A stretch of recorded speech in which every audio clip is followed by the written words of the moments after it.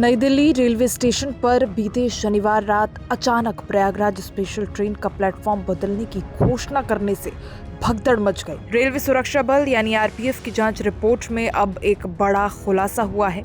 नई दिल्ली स्टेशन के RPF inspector द्वारा रविवार को भेजी गई रिपोर्ट में बताया गया है कि शनिवार रात 8 बजे प्लेटफॉर्म संख्या 12 से शिवगंगा एक्सप्रेस रवाना होने के बाद स्टेशन पर भारी भीड़ जुटने लगी।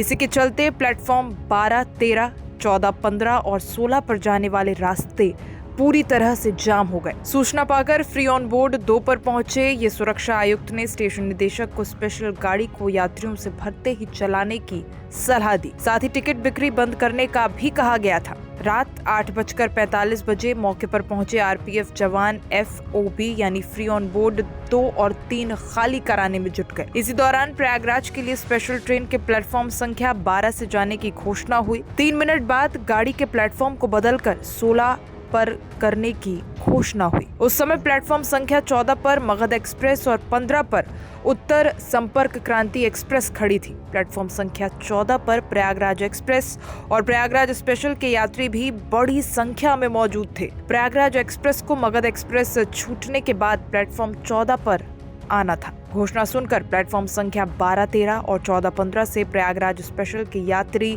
सीढ़ी के रास्ते FOB यानी फ्री ऑन बोर्ड 2 और 3 पर चढ़ने लगे। इसी समय मगध एक्सप्रेस, प्रयागराज एक्सप्रेस और उत्तर संपर्क क्रांति एक्सप्रेस के यात्री सीढ़ियों से उतर रहे थे। धक्का मुक्की के कुछ यात्री नीचे गिर पड़े और भगदड़ मच गई। समय रात 8:48 का था जब आरपीएफ के सेक्टर इंचार्ज ने इसकी जानकारी रेलवे अफसरों को दी। 60 स्टेशनों पर स्थायी अस्थायी केंद्र बनाए जाएंगे। नई दिल्ली स्टेशन पर भगदड़ की घटना के बाद ट्रेन व स्टेशनों पर भीड़ प्रबंधन मैनुअल लागू करने की तैयारी शुरू हो गई है।